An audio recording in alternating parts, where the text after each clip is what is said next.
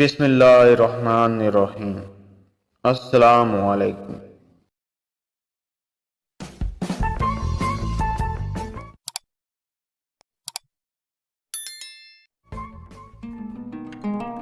امام شافعی کے زمانے میں ایک خلیفہ نے اپنی بیوی کو عجیب طریقے سے طلاق دے دی اور یہ طلاق بعد ازاں فقہ کا بہت بڑا مسئلہ بن گئی۔ بادشاہ اپنی ملکہ کے ساتھ بیٹھا تھا، ہنسی مذاق میں اس نے ملکہ سے پوچھ لیا کہ تمہیں میری شکل کیسی لگتی؟ ملکہ جو بادشاہ کی عزیز ترین بیگم تھیں، وہ مذاق کے منہ میں بولی، مجھے آپ شکل سے جہنمی لگتے ہیں۔ یہ فقرہ سننے کے بعد بادشاہ کو غصہ آ گیا اور بولا، میں اگر جہنمی ہوں تو تمہیں 3 طلاقیں دیتا ہوں۔ ملکہ نے یہ سنا تو اس نے رونا پیٹنا شروع کر دیا۔ بادشاہ کو بھی کچھ دیر بعد اپنی غلطی کا احساس ہو گیا۔ اگلے دن بادشاہ سلامت نے ملک کے تمام علماء، مفتی صاحبان اور اماموں کو دربار میں بلا لیا اور ان سے پوچھا کہ کیا اس طریقے سے میری طلاق ہو چکی ہے؟ سب کا باری باری یہی کہنا تھا کہ ہاں، آپ کی طلاق ہو چکی ہے اور شریعت کی روشنی میں ملکہ عالیہ اب آپ کی زوجہ نہیں رہی۔ لیکن اس محفل میں ایک نوجوان مفتی بھی موجود تھے۔ وہ ایک طرف ہو کر بالکل خاموش بیٹھے رہے۔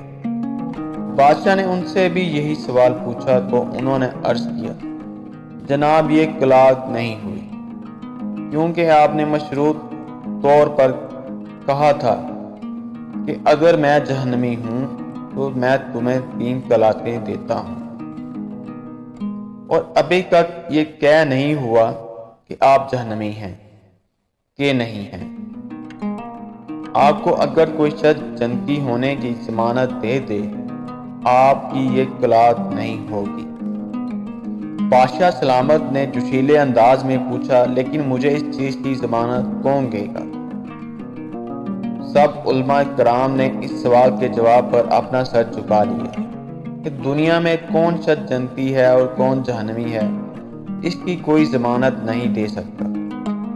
نوجوان مفتی نے جب تمام علماء کرام کو خاموش دیکھا تو وہ بادشاہ سلامت سے مخاطب ہوئے، بادشاہ سلامت، میں آپ کو یہ گارنٹی دے سکتا ہوں، لیکن اس کے لیے میں آپ سے ایک سوال پوچھوں گا۔ اگر آپ کا جواب ہاں ہوا تو میں آپ کو جنتی ہونے کا ضمانت نامہ دے دوں گا۔ بادشاہ نے کہا، ہاں پوچھو۔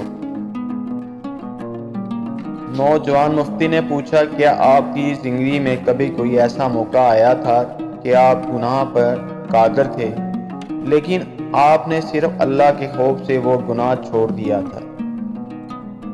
بادشاہ نے سر اٹھایا اور کہا، ہاں، ایک بار ایسا ہوا تھا۔ میں اپنی خوابگاہ میں داخل ہوا تھا اور وہاں ایک نوکرانی صفائی کر رہی تھی۔ وہ لڑکی انتہائی خوبصورت تھی۔ میں بھٹک گیا۔ میں نے دروازہ اندر سے بند کر لیا۔ میں غلط نیت سے اس لڑکی کی طرف بڑھا تو اس نے رونا شروع کر دیا اور وہ چلا کر بولی، اے بادشاہ، اللہ سے ڈرو، وہ تم سے زیادہ طاقتور ہے۔ میں نے جب یہ سنا تو میرے اوپر اللہ تعالیٰ کا خوف طاری ہو گیا۔ میں اگرچہ بادشاہ تھا، وہ لڑکی میرے کمرے میں تھی۔ میں نے دروازے کو اندر سے کنڈی لگائی ہوئی تھی اور اس وقت دنیا کی کوئی طاقت مجھے برائی کرنے سے نہیں روک سکتی تھی، لیکن میں نے صرف اللہ تعالیٰ کے خوف سے دروازہ کھول دیا اور اس لڑکی کو جانے کی اجازت دے دی۔ یہ سب سن کر وہ نوجوان مفتی مسکرائے اور انہوں نے قرآن پاک کی سورت کی آیت نمبر 40 اور 41 کی تلاوت فرمائی، جو اپنے رب کے سامنے کھڑے ہونے سے ڈرو، اس نے اپنے نفس کو خواہشات میں پڑنے سے بچا لیا تو ایسا شخص کا ٹھکانہ جنت ہوگا۔ اس کے بعد نوجوان نے بادشاہ سلامت سے کہا، میں آپ کو ضمانت دیتا ہوں، آپ جنتی بھی ہیں اور آپ کی طلاق بھی نہیں ہوئی۔ مسلمان ہونے کے ناطے ہم ہر وقت جنت کے متلاشی ہوتے ہیں، لیکن آپ اس واقعے سے اندازہ لگائیں کہ جنت تو ہر وقت ہمارے سامنے موجود ہوتی ہے۔ اس کے لیے صرف ایک چیز کی ضرورت ہوتی ہے، اور وہ یہ ہے کہ ہم خوف خدا کی وجہ سے ہر اس گناہ سے توبہ کریں جس کو کرنے کی ہمارے اندر طاقت اور قدرت موجود ہوتی ہے۔ اللہ تعالی ہمیں اپنے خوف میں مبتلا رکھے اور ہر قسم کے گناہ سے بچائے، آمین۔